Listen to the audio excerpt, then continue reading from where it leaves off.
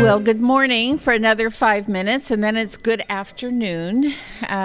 Thank you so much for taking time out of your day today to be here. I'm Lynn Snodgrass, the CEO of fill in the blank, the best darn chamber in whatever, the Pacific Northwest, Oregon, the world. We've gone up and down and around of Gresham Area Chamber of Commerce, and I love my job. So the first thing I'd like to do is to thank sincerely the sponsors that we have for this. We have a new presenting sponsor, and it's Aero Sanitary Service. Josh, are you here by any chance?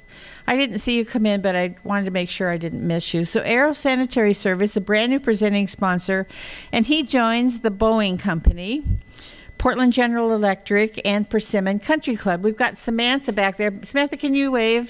She's a presenting sponsor as well and responsible for some of the food choices, so we need to be nice to her. Our stakeholder sponsors, Gresham Barlow School District, and MetroEast Community Media is our media sponsor. Keith, thank you so much for coming today and for making this doing such a good, making me look like 30 pounds skinnier behind this. So thank you for what you do. There is a recording of this today, and it's available through cable channels from MetroEast Community Media. There are these at the registration table. So if you heard something but you're not sure you heard it, or you ask a question, you want to hear how wonderful you sounded when you asked that question, these are on the registration table, so you can pick one up and listen to it again. Or if you want to pass on this information to others that aren't here today, be sure and grab one of these and then pass it on. So I want to acknowledge the board members that are in attendance today. The chair of our Government Affairs Committee is also a board member, Warner Allen over here. Thank you, Warner. And we have Steve Brown, who's sitting next to him. And Marguerite Trutman, there's Marguerite. And Alex Marcus, who was one of our newest board members. She just started. She hasn't even been to a meeting yet, and she's going to. And I'm hoping I didn't miss any because I will hear about it. Our elected officials in attendance today, we have Councilor Janine Gladfelter. Councilor, nice to see you. Thank you for being here.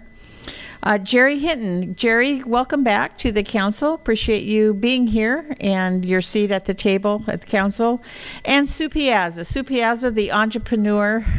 What do you call it? You're a serial entrepreneur in a good way. In a good way. So, Councilor Piazza, thank you for coming as well. You're right. I didn't. You know, I've been up here for 3 minutes and I've already done something wrong and have been called out about it. So thank you. Council President Sue Piazza, the serial entrepreneur. All right. Today's topic is one that speaks to the environment, the pocketbook, convenience, safety, and the way of life. Change is always hard, but understanding the why and being able to have an impact in that change is beneficial.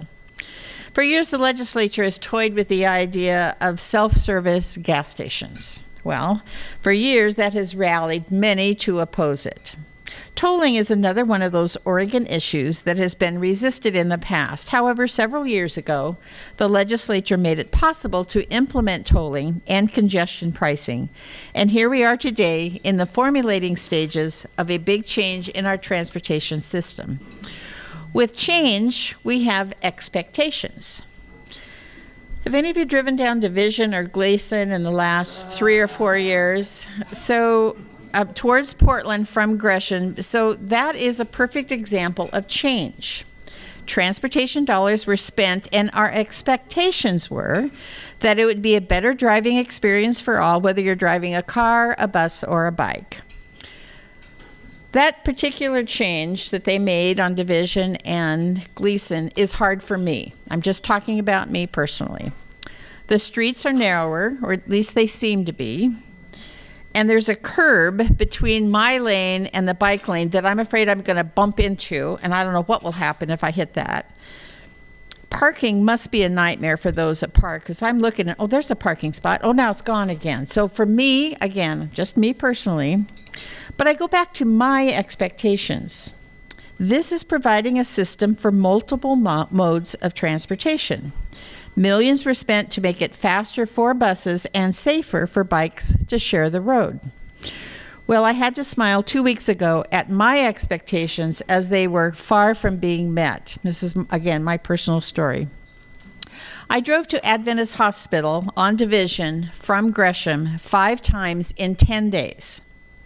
There and back on Division, the same route, but different times of the day.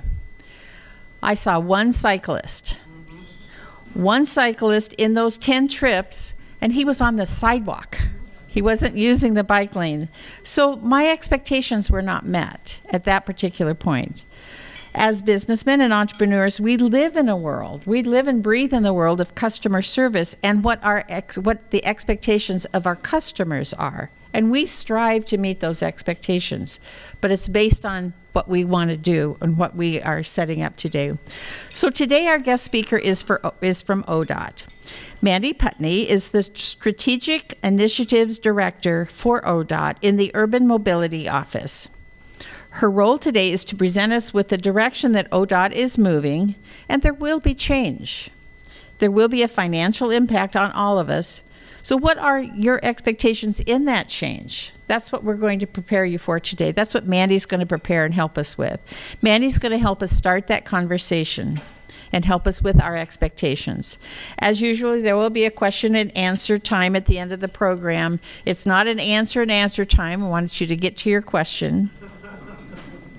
But I do want to thank Mandy for taking the time to come to Gresham to start the conversation and to give us the opportunity for input, for suggestions, for encouragement, and for support. So Mandy, come on up. The podium is yours.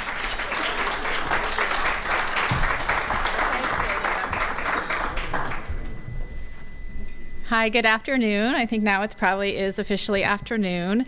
Thank you for the great introduction and setting some expectations for what we're going to accomplish here today. I am here from ODOT. I work in the Urban Mobility Office, and I have a presentation.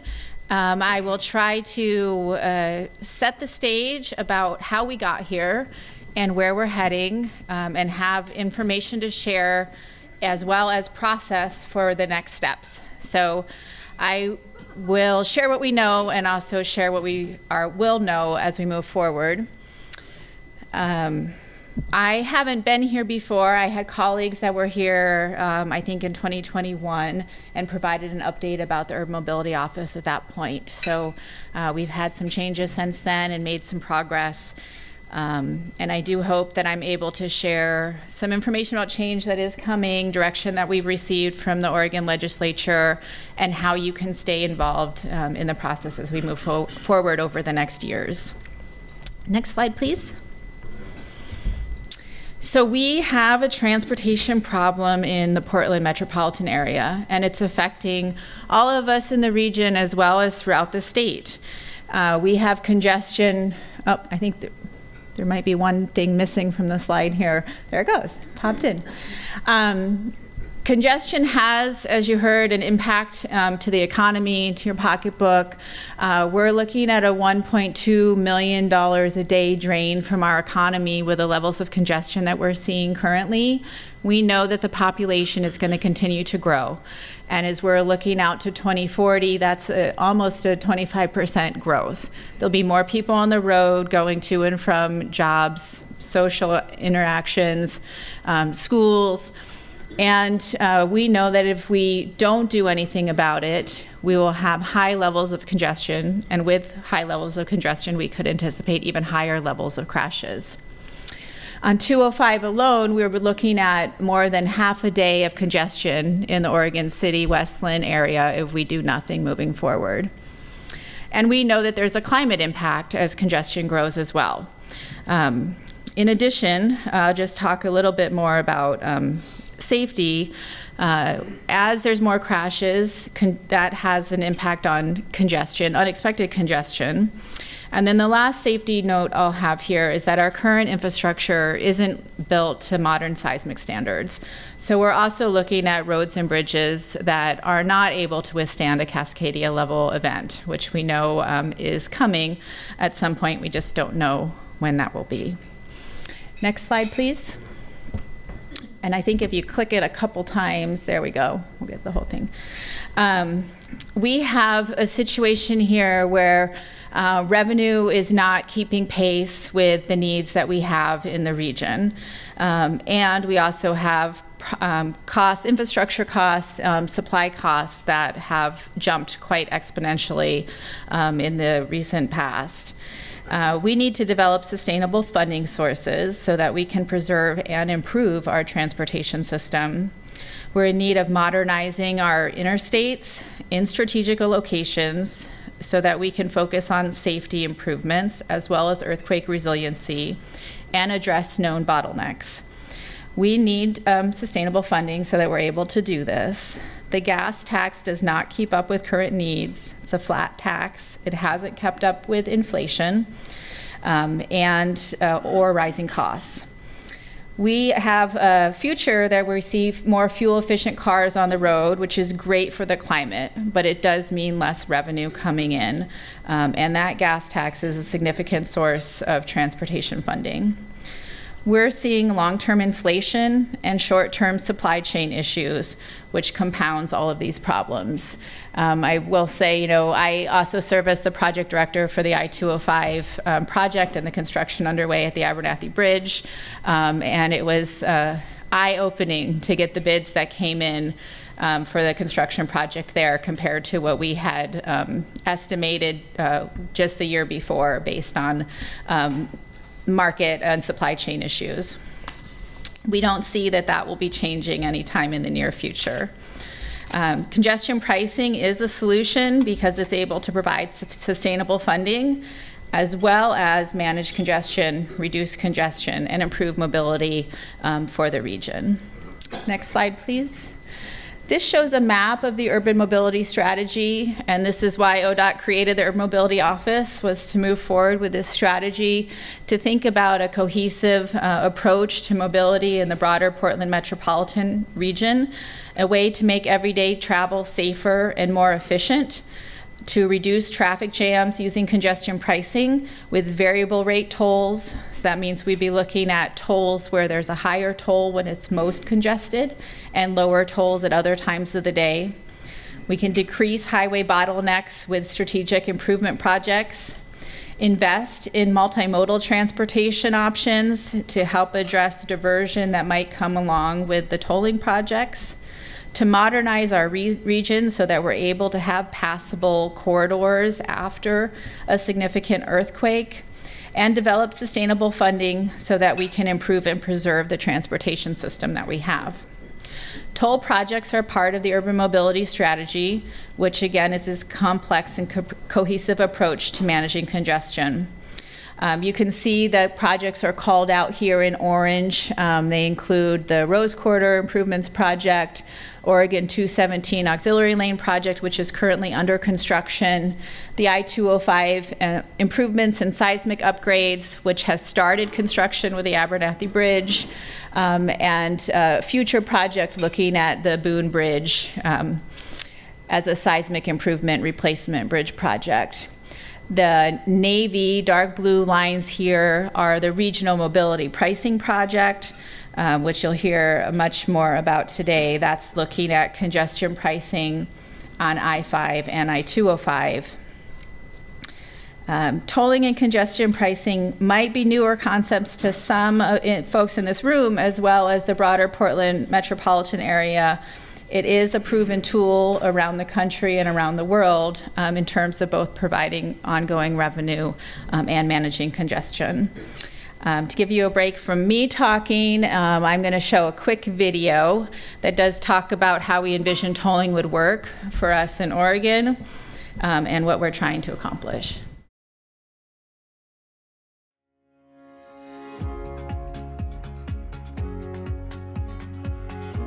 To reduce traffic congestion and help make needed transportation improvements, ODOT is studying tolling on all lanes of I-5 and I-205 in and around Portland. We know that tolling is new to Oregon. Although many decisions still need to be made, we wanted to show you what an all-electronic tolling system could look like in this area. First, a driver sets up an account to pay for tolls.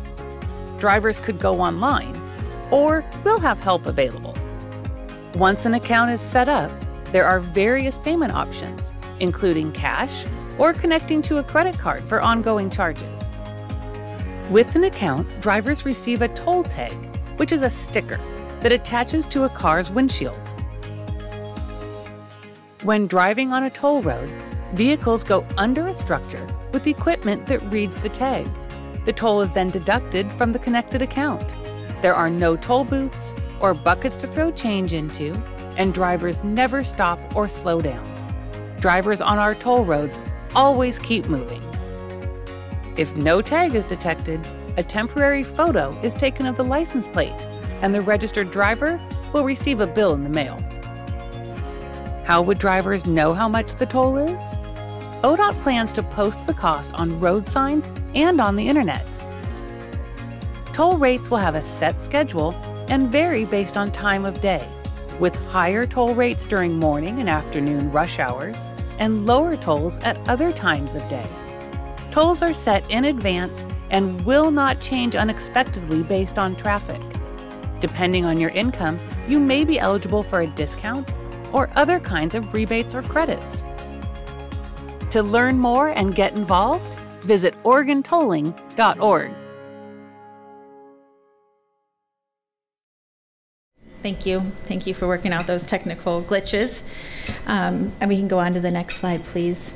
So I'm going to now go into more detail about both of the toll projects that are currently being evaluated. I'm going to start with the Regional Mobility Pricing Project, which again is the dark navy on this map, looking at tolling all lanes of I-5 and I-205. So on I-5, that would be the study area would include the Columbia, between the Columbia River and the Boone Bridge. In Wilsonville, and on I-5 from where, or on I-205 from where the interstate intersects with I-5 north up to the river, with the exception of the orange sections there that are part of the second project I'm going to talk about.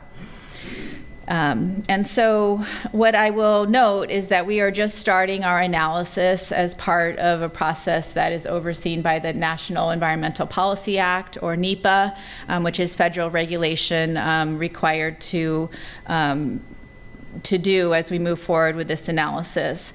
Depending on those study results, the actual tolled area may be reduced as we're moving forward and before tolls are implemented.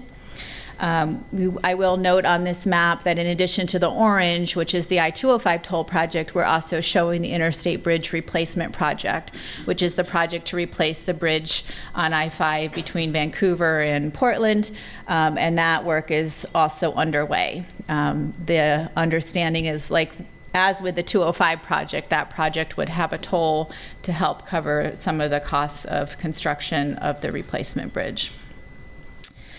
However, once all of these projects are up and running from a driver's perspective, they'd be seamless. It'd be a seamless system, and you would pay for the trip that you take. So you'd only be receiving one bill in the mail, even though the way that we have to evaluate the projects is as 3 separate projects.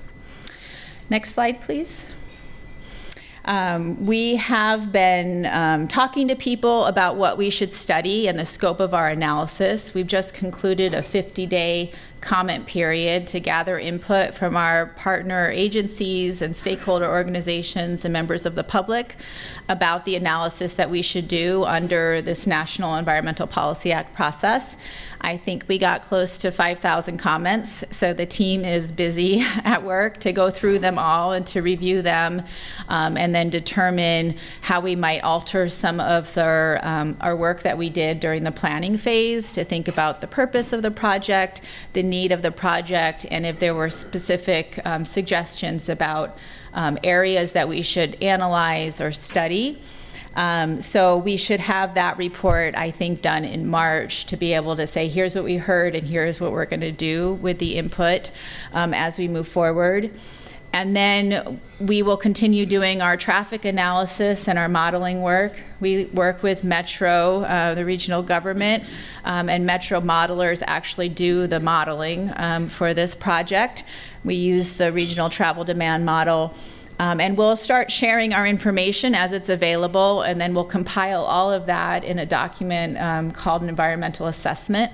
That draft document will be available for public review hopefully this summer, and that will be another comment period, and then the information in there will be revised and refined again after considering comments that came in, and we'll move forward with a revised or final environmental assessment. That document is a federal document. We work closely with the Federal Highway Administration as we're preparing our analysis. And ultimately, the Federal Highway Administration will make a decision on the analysis in the document. And so we would be working with them and hoping that we're able to achieve a finding of no significant impact as part of their decision, which would then allow the project to move forward. We are looking at implementation for tolling on this broader regional system in late 2025. So we still have quite a bit of time to move through the environmental process and figure out the details that go along with it. Next slide, please. I'm going to now move over to the I-205 corridor, and for this project, I'm looking at the 7-mile section between Stafford Road and Oregon 213. This project is another key element of the urban mobility strategy and would allow us to complete the I-205 corridor. There's about 26 miles of Interstate 205 in Oregon, and this one section, this one 7-mile section, is the only section that doesn't have 3 lanes in each direction. So narrowing down from 3 to 2 lanes in each direction is the cause of significant operational bottlenecks, as well as safety issues. We have a high crash rate in this section of the corridor. And the 9 bridges on this section of 205, including the Abernathy Bridge, are not built to modern seismic standards. This area, this 205, is designated as the earthquake corridor.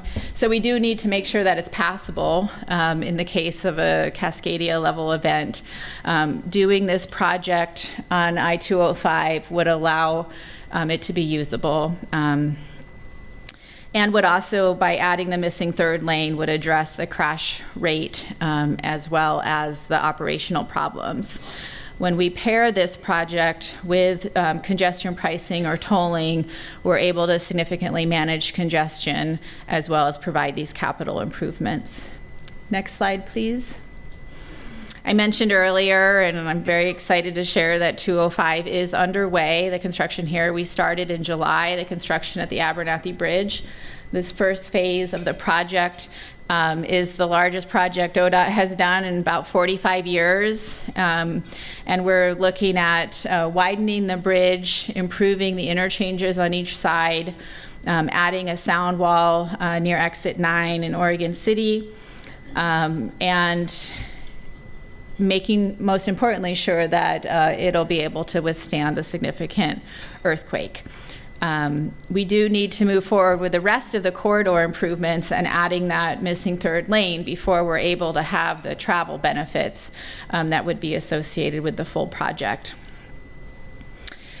We do have very large equipment. I don't know if any of you have been able to drive by the Abernathy Bridge recently, but there are a lot of barges, very large equipment in the water. We have the strongest oscillator in North America that's working on the job. The team has nicknamed him Oscar. So if you're able to drive by, take a look and see all the activity that's going on there. They do have, the Willamette River is a hard area to be drilling and constructing in. The soils are very saturated. So we are looking at extremely large shafts, some of them 12 feet in diameter, going down 200 or 250 feet. So it's a very significant construction event to make this bridge safe. In addition to the Abernathy Bridge, we'll also be removing the 205 northbound on-ramp from Oregon 43 and replacing it with a roundabout, widening the on and off ramps at Oregon 99E, making improvements at Clackamas Drive, Oregon 43 and Oregon 99E for people who walk and bike, I mentioned the sound wall at exit 9. And we'll widen the bridge overall so that it'll be ready to accommodate the third lane once it's added north of that and south of that for the rest of the corridor. Next slide, please. The 205 toll project is currently in evaluation, also as part of the NEPA, or National Environmental Policy Act process. We're doing an environmental assessment for this project now, and the environmental assessment will look at variable rate tolls at the Tualatin and Abernathy bridges, the Tualatin River and Abernathy bridges, and also the addition of that missing third lane. So studying what that means for travel on I-205 and the local system, and with the goal of providing a more reliable and less congested trip on Interstate 205. So both the benefits and the potential impacts will be included in the environmental assessment. And we've been sharing the data that we have already with community members as we've been getting that in from the modeling team. We do have expectations that the draft environmental assessment will be out for public review in the next month or so. So we will definitely send a link to that when it's ready, and would appreciate comments on that analysis. And the next slide talks a little bit, has some images of some of the findings that have been coming in about kind of what you would get in terms of your trip if you're on 205 with the toll and with that third lane. There'll be considerable benefits in terms of mobility for travelers on I-205. Combining the congestion pricing and that third lane, even with population growth, shows that we would have congestion reduced from 0 to 2 hours in the future, compared to a scenario of doing nothing and having congestion more than half of the day. With the project, we'll also see travel times through the 7-mile corridor about 25% shorter during the morning rush hour, and up to about 50% shorter during the afternoon PM peak rush hour. With addition to auto trips getting better, we also see freight travel times on I-205 projected to improve significantly, both northbound and southbound, decreasing by about 26% and 53% depending on peak period and direction. In addition to helping with travel on I-205, we're able to improve the Oregon 213 connection. Oregon 213 does connect 205 with the light industrial land uses in Clackamas Community College vicinity. And travel time here would experience a 5 to 18% improvement during the peak periods. We'll also have a safer roadway with up to 21% fewer crashes on I-205 compared to doing nothing. And this project is able to support the state's carbon emission reduction goals. By implementing congestion pricing while adding the through lanes to this corridor, we can improve congestion and safety without raising carbon emissions.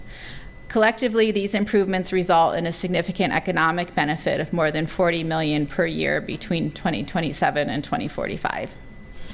Next slide, please. We know that for both of the projects, as we move forward, there's a great interest from Oregonians to have a fair and equitable program.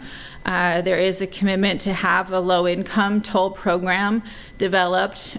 We submitted a report to the legislature last year with considerations and best practices and research, and have been working closely with our Equity and Mobility Advisory Committee on the development of that report, and then we'll move forward with kind of the implementation of the program.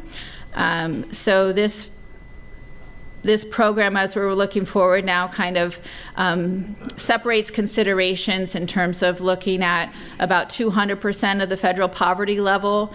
So this would be about just over $55,000 a year for a household of 4.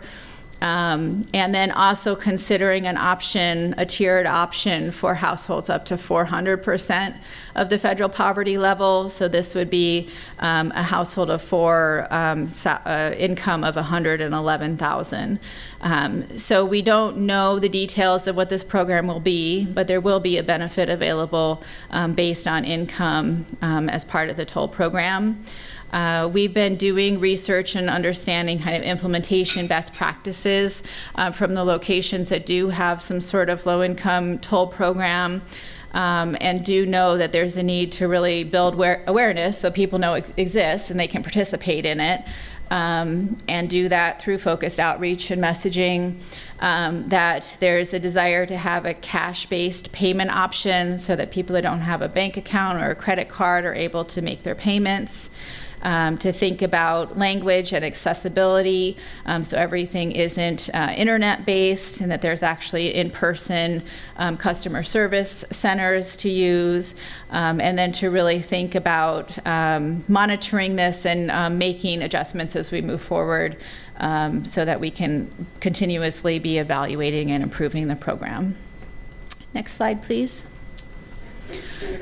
We don't have toll rates yet for the I-205 project, which is the one that would come online first. We're looking at 2024, late 2024 as the beginning of tolling on I-205 at the Abernathy and Tualatin River bridges. And we have some assumptions in our environmental assessment because we do need to analyze, something to share with the public about what the potential spectrum of benefits and impacts could be. So you see here that there is a schedule that changes based on time of day, with the lowest rate assumed at 55 cents per bridge crossing, and the highest at $2.20 during the afternoon peak congestion hours. And then there are other rates in between. So those are our assumptions in the environmental analysis. Ultimately, the Oregon Transportation Commission, who is the tolling authority for the state, will be responsible for setting toll rates.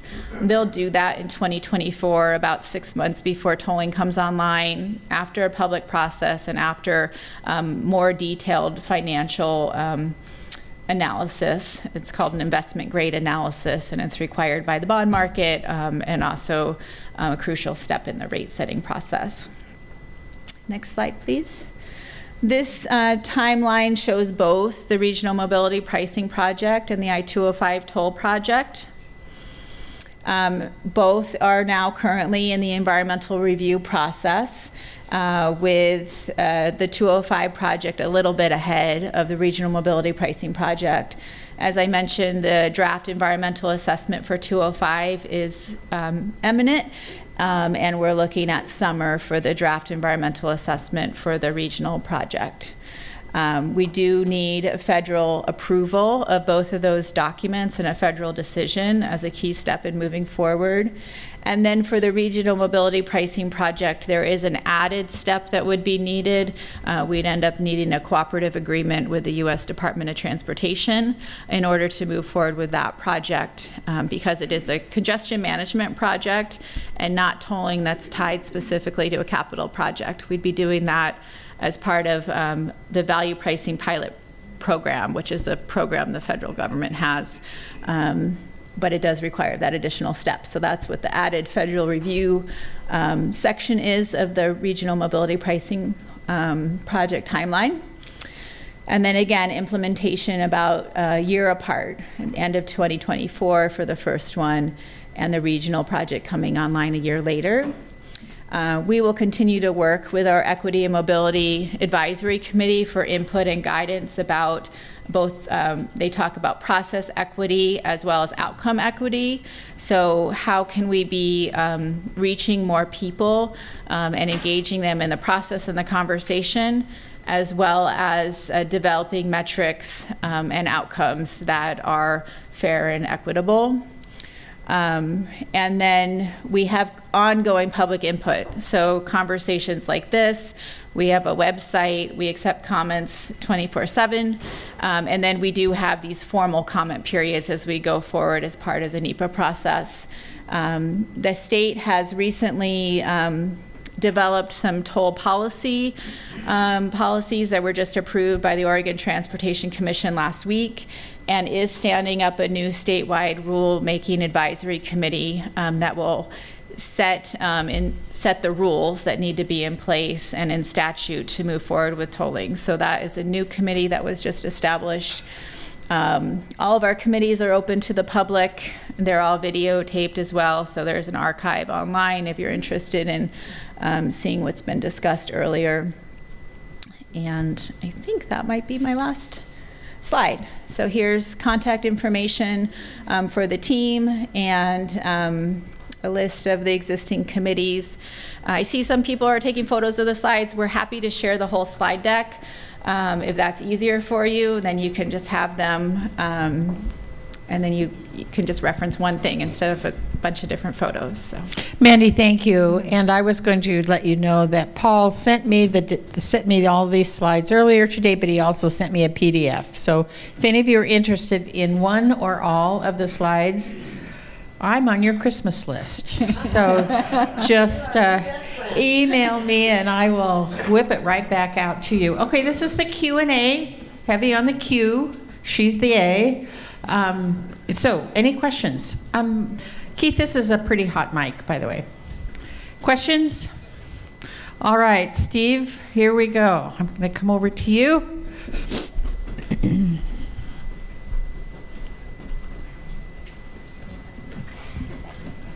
Hi, Steve Brown. I'm with the Pamphlet Media Group. Just out of curiosity, seriously, so if I don't have the sticker, okay, then it reverts to the driver's license, or I'm sorry, the license plate. What if I live in Washington State and I'm pulling through Oregon on my way down to San Diego, and I'm going to be told by the state of Oregon, and I live in Washington, and I get the bill in the mail, and I go, no. How are you going to track that through, and how do we wind up capturing visitor dollars as they travel through that corridor, and does that show up as a lien against their registration in Washington State? How's that work?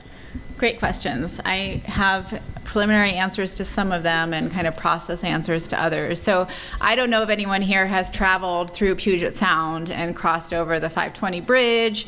I have done that recently, and I don't have a transponder or toll tag for the Good to Go program in Washington. So I received a bill in the mail. I paid it. I think most people pay their bills when they get them in general. It's not true for everybody. So I think that part of the rule process going forward will be to determine what is the enforcement mechanisms, what's the process, but we do have an interoperability agreement with Washington, and I think it's pretty common for people that are traveling around the country. There's also tolling in California and up and down the coast, so I think that those interoperable systems are pretty well established at this point, and it'll come down to kind of a decision about what's the cost-benefit analysis of tracking, you know, a $3 payment versus someone that might owe considerably more.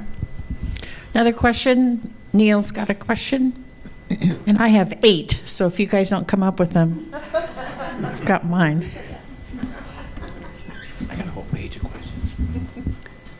Yeah, the question was, first of all, does anybody in a decision-making position in that committee, do you have like a designated devil's advocate? It says, well, okay, that looks really good, but what about this? I mean, that's just kind of a rhetorical question because I suspect that's not true. But the real question is, how much of every dollar that's collected through the tolling system actually makes its way to the capital improvements you're talking about? Because you're going to have a huge department to administer and then try to collect tolls and try to revise things and then defend yourself from lawsuits, because there's going to be lawsuits. So how much of each dollar makes it through? That's a great question, and that's, as I mentioned, we're going to need to do much more detailed traffic and revenue analysis as we move forward and before we get to rate setting. During that same time, we'll bring on the vendors to help support the back office and the infrastructure needed to set up the toll program. So we need to have all those details in place and understand what the capital costs are, and then we'll be able to figure that out. So I don't have that information right now. That'll very much be part of the conversation as we move forward, and that'll be what the Transportation Commission needs to grapple with as they're thinking about rate setting and moving forward. So no one's come up with even a guesstimate percentage of what will actually pass through as usable dollars? Well, the traffic and revenue analysis that we've completed today shows that there'd be significant contribution to capital improvement revenue for the I-205 project in the range of 500 to 800 million. Is that and that's a percentage of what? That's based on assumptions of what the rates would be and what the traffic numbers would be and the uncertainties that we have right now. We don't know what the low-income toll program will be. We don't know what the administrative costs will be. We don't know what the financial and bonding requirements will be. So that's why there's such a wide range at this point. And one more follow-up question. Anybody who's going to make a decision, anybody in that committee live in Vancouver and work in Wilsonville? Because that's going to be a spendy ride if they drive, south at 8 in the morning and then drive back north at 5. Any thoughts on that? Because if you don't have a vested interest in it, you can just make your decision after reading the book on traffic engineering. See what I mean? Right. I mean, you got to go there and look at it, experience it, and then maybe make a better informed decision. We have a variety of committees, as I mentioned, so they're providing input and advice to the department and the commission. They do include a variety of commuters and also businesses and agencies in Southwest Washington. I don't know for sure about the specific trip that you mentioned, but our engagement does include cross-river commuters and businesses. Ultimately, though, the decision is the Transportation Commission, and all of the commissioners do reside in Oregon. Okay, I've got a question here, two over there, and then Mike. Thanks, Lynn, and thank you. Kirsten Rogers, Rogers Realty. I drive for a living. I babysit and I drive. So similar to Neil's comment, you mentioned earlier between 2027 and 2045 that you anticipate a $40 billion savings. I'd like a little bit more conversation on that. And then you project 21% fewer crashes. I'd like a little bit more explanation on where you came up with those numbers, if you don't mind. Sure. I don't have backup slides for me today. I'm happy to give you more detailed information, but both of them are tied to the significant decrease in congestion on I-205 and also adding that third lane. So currently the narrowing on I-205 in the Oregon City Westland area from 3 lanes to 2 and the way that the interchange ramps connect to the Abernathy Bridge, that all combined together causes a lot of side swipes and rear end crashes in that location near the bridge. When we add the third lane and reconfigure those interchanges, we see a significant drop in crashes on I-205. And it's the decrease in congestion and the increase in predictability that is the basis of the calculation of the economic rate of return there in terms of cost savings. Great. Assuming that we don't get in accidents now and we wouldn't get in accidents in the future. It assumes that there are way fewer crashes and also much better ability for goods and services to travel through the area as there is reduced congestion and better travel times. Greg Eisenzimmer, Cascade Athletic Club. You'd mentioned that part of the purpose of switching this revenue source was because gas tax revenue is going down, which makes sense as cars get more efficient. So is this going to replace that gas tax, or is this just an entirely new tax burden? This would be a new toll to pay for the trip that you take. So the gas tax is not going away, and this would be based on your trip, your actual trip that you take.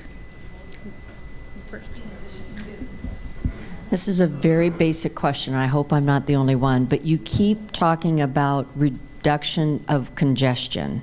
And is that as a result only of the fees that will do the capital improvement that will reduce congestion? Because one of the biggest things is people will just stop driving on those roads and they will have a huge impact on the neighborhood roads. So what specific action is going to reduce the congestion? Not a basic question at all. Thank you for asking it. So, and I think there are two parts there that I'll address. One is the neighborhood roads and one is the reduced congestion. Congestion reduces, and again, we're looking at the future planning year here when I'm making my comparisons. Congestion reduces because we add that third lane and we improve the interchanges. And then furthermore, because we have a variable rate toll, with a higher toll during the most congested hours. So the combination of that is what causes congestion to significantly decrease on I-205. Our analysis, though, looks at the local system and the neighborhoods and the routes near I-205 as well. Folks that live in that area will be quick to tell you that right now there's a considerable amount of cut-through traffic in their neighborhood because 205 doesn't function the way that it should. And so when we do our modeling, we take all of those factors into consideration. And if there is a much better trip on I-205, some people will pay that as opposed to doing the windy route through neighborhoods. There are some trips that go to the neighborhood system in the future, and we look at where that would cause an impact. We've been working closely with the jurisdictions around the project area to think about how we would mitigate those impact locations through intersection improvements, multimodal improvements, other ways to improve mobility in that area. And all of those mitigation ideas or solutions will also be part of our environmental assessment. Okay, this is a quick yes or no question. Do semi-trucks cost more than a car? Well, that's a good question. That's a great question. Our analysis assumes that yes, there's Okay. a truck Yes or no multiplier. question. There we go. Oh, yeah. I don't want to take up these guys' time. Here you go. Hi, Sandra Boggs with Navigate Financial, and I just want to say first, thank you for coming and explaining this convoluted solution that you're proposing, and thank you for all of your work on it. And I wanted to say kudos and please keep building roundabouts. Please do that. Thank you. And her question was, how many more roundabouts are you going to build, right? Okay. I'm holding you to this. You got to ask a question. There you go. I'll be right back, Sue. Werner? Oh, it was already asked. Werner's already asked. Okay, Sue, and then I'm going to go back over to Mountain View Community College. Okay. So, curiosity, has there been any consideration? I think you said there's 9 bridges, or was it 7 bridges? There's 9 on 205. Okay, and you're paying per bridge. So you could pay up to $19 if you traveled the whole bridge? There's 2 toll collection locations at the Abernathy and at the Tualatin River Bridge. Okay, so you're only paying for those 2? Yeah. Okay. Well, that makes a little bit more sense because I'm like, that's a lot of money. But the other question I was going to ask, have you considered at all a daily max? So like if somebody's business is like Kirsten, who's a realtor, and she's showing clients and going back and forth and particularly has a house in that area and needs to pass there 10 times in one day but doesn't for a month, is there a daily maximum where they'd say, okay, we're going to cut it off at this much per day per car? Great question. There is not currently, so the environmental assessment process is really to understand the full potential spectrum of benefits and impacts.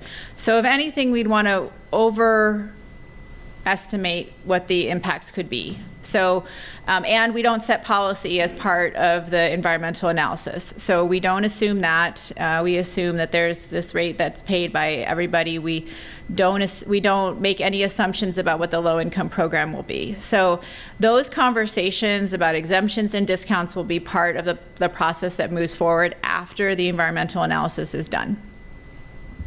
Okay. I like where you were going though, Sue. Thank you. Thank you. Mike, you're right after him. Okay. Ted Scheinman, Mount Community College instructor. Since I do teach economics, the question is very simple: opportunity cost. You've broken this down, and I would have loved to have had a meter to check the blood pressure of people as you describe different parts of this, and you end up a final solution.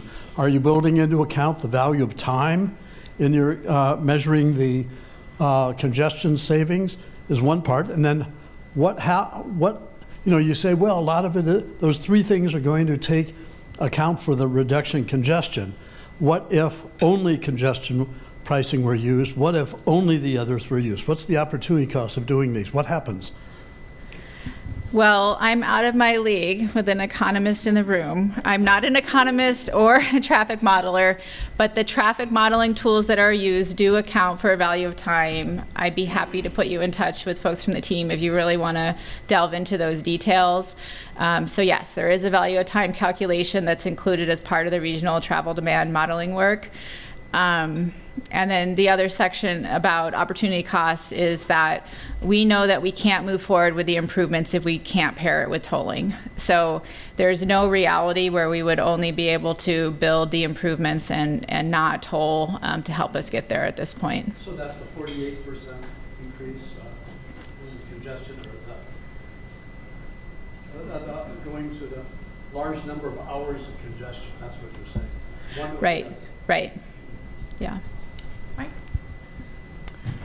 Mike Wiley with Hoodview News. This is a little bit of economics also. I'm thinking of the plumber in Clackamas who's got a small business running 3 trucks. He's made a bid in a project in Tigard. And so he's going to be running those 3 trucks back and forth every day for a couple of months. There's a tremendous additional cost to a small business person like that. And then I was talking yesterday with newly elected Clackamas County Commissioner Ben West, who said that one of his biggest concerns is that economic question: will it impact small businesses' decision to locate or other businesses' decisions to expand, hire more people in an area where they really can't go anywhere on the highways, freeways, without incurring a tremendous additional cost? We're in a tough place right now. We know that businesses currently can't make the trips that they want, and that they are stuck in traffic and congestion for hours a day. So we have to do something, and this is where we are. We as a state and as a region have tried more multimodal options. We've tried more bike ped investments, and all of those things help, and we still need more tools. So adding congestion pricing to our toolbox, as well as these continued strategic investments to the interstate system, are where we're left with of really trying to do something that is able to tackle the issues. Another question? Jeff? Well, I don't drive through that area very often, but I do from time to time. But my question is to you: there's been congestion on the I-5 forever, and all there is squabbling, fighting, and nothing getting done. No solutions. Why is this a priority over that one, which I think is a much bigger problem? Great question. I will say, if I referencing back to my map, the strategic investments on I-5 are shown on that map, both at the Interstate Bridge as well as the Rose Quarter area, kind of near Moda Center, between I-84 and 405, knowing that that's a significant bottleneck. So that project is moving forward. I think they're all important, and collectively we have to continue moving all of these solutions forward. So that is what the Urban Mobility Office is trying to do, is to try to move all of these pieces forward, knowing that we need all of it in order to really achieve the vision that we want. Another question. Got 2. Marguerite, then I'll come over there. Hello, I'm Marguerite Troopman, and I am a real estate broker with Premier Property Group. And in September of 2022, it has been documented that the Oregon gas tax at 38 cents per gallon is one of the highest in the nation, so in the top 10%, or top 10, I should say, states in the nation. So you stated that we don't have enough money. Why don't we have enough money when we're paying that high rate already? Right. So it's a multi-part issue. One is the federal contribution has gone down, and project costs have gone up. And even with that increase that was initiated as part of House Bill 2017 in the 2017 session, it still isn't keeping pace with inflation. So the combination of project costs going up and actual contributions from the gas tax going down create a pretty dire future for us. I think that, I'll come back over there, I've got one over here. I think in addition to that, and Greg brought it up, the gas tax, you know, is this a replacement of the gas tax? We're one of 5 states whose legislature is strongly considering elimination of gas-powered vehicles in this legislative session. So if there aren't gas-powered vehicles paying the gas tax, then that's going to continue to go down. Okay, your turn. It hasn't passed yet. It's just one of 5 states that are considering it. First, I wanted to just double check. So the tolling is only happening at 2 locations over the bridges. Is that correct? That's project number one. Project number yes. one. Mm-hmm. So if somebody's traveling from, you know, exit 22 to Clackamas Town Center and back, then there would be no tolling for them. The regional mobility pricing project is looking at I-5 and I-205, and so it would be all of those interstates from Boone Bridge on I-5 up to the river and all of 205, with the exception of the area that would already be tolled as part of the first project. Okay, so, okay. Everybody's going to pay. Even if you go like, you go on okay. one exit and then get off, I'm sorry. Just as a okay, I think I'm tracking. repeat your question. I get what you're saying, Yeah. but say the question again. So if somebody is getting onto 205 at, like I said, exit 22 or exit 23 at Stark Street, and then traveling south or to Clackamas Town Center, is there tolling that happens to that individual in that 2 miles or mile and a half? Potentially. So that's the study underway with the Regional Mobility Pricing Project. We have a study area determined, and exactly where the gantries or like the toll collection infrastructure would be placed, we don't know yet. Okay.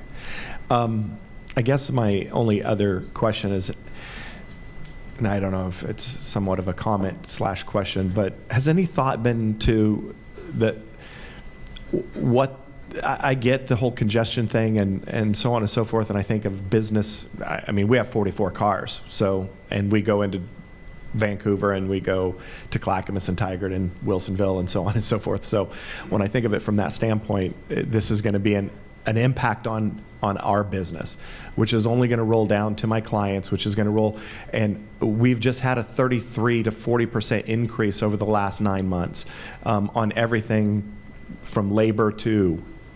And has there been any thought to the fact that all this is doing is just pushing it down to the end consumer? I'd encourage you to stay involved in the analysis, and what we will look at economics as part of the environmental assessment, both for 205 and for the regional pricing system. And so I think that chapter will be of key interest to you. Okay, Mike. Thank you. Michael Patrick. Yes, thank you. So along the lines of costs and such, and Marguerite asked you that, how do you answer critics that say that the reason that you guys are about $500 million short in cash, meaning that you're spending money on trains, which not very many people use, you're mandated spending money on bike paths, correct? That we see one person riding the bike, and also bike paths. And then the cost overruns. You've spent $200 million on the Columbia River Crossing Bridge study that hasn't happened. Highway 20 had a $200 million cost overrun. And then, more importantly, you need to fund portions of the PERS system, of the $26 billion shortfall. So this is where some say that this infusion of cash is going. How do you answer those questions? Much of that is outside of my purview and responsibility, right? So what I mean, and I will say the division project is a city project and not a state project. So we do work closely with our partners, and we are trying to do everything we can to be as transparent as possible about the process and the costs. Project costs are going up, and it's real. I mean, I think you're seeing that as business owners here. The state is seeing that in terms of our transportation projects as well, and our supplies and our labor costs. So the shortfall is real. We've provided multiple presentations to the Transportation Commission about the budget forecast for ODOT. And then some of those decisions are bigger state level, not agency level decisions in terms of PERS or other ways that we are required to spend money. So we do have to follow state law. We have to follow federal law as we're moving forward and planning our projects.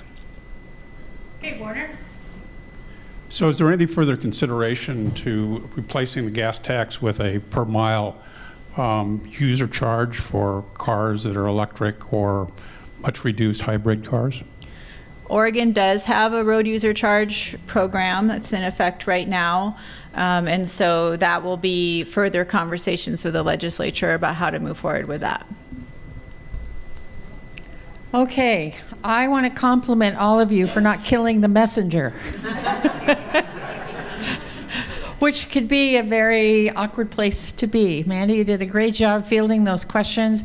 I hope that all of you have a little bit more information, and I'm sure Mandy or Paul would stick around for a little bit longer if any of you have any additional questions to ask. So let's give Mandy a round of applause for the time that she spent here. And I have some, you can come on down and finish your lunch. I have a few things that I'd like to be sure and share. Next month, we have another BLT. That's what I call them. BLT, bacon, lettuce, and tomato, or business luncheon talking points. Or it's really business leaders luncheon, but BLL is not my idea of a yummy sandwich. So BLT is what I call them.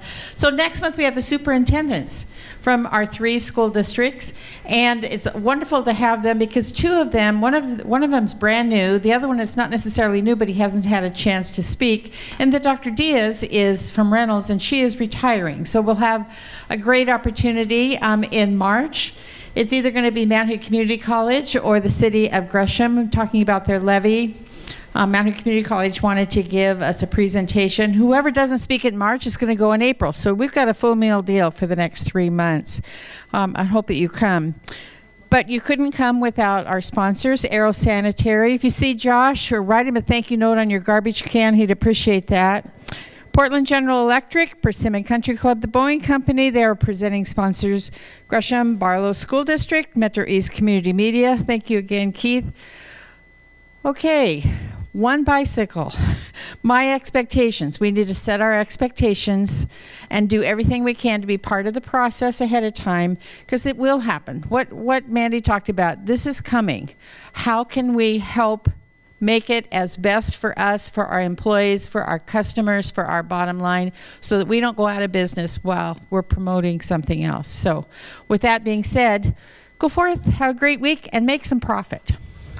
Bye.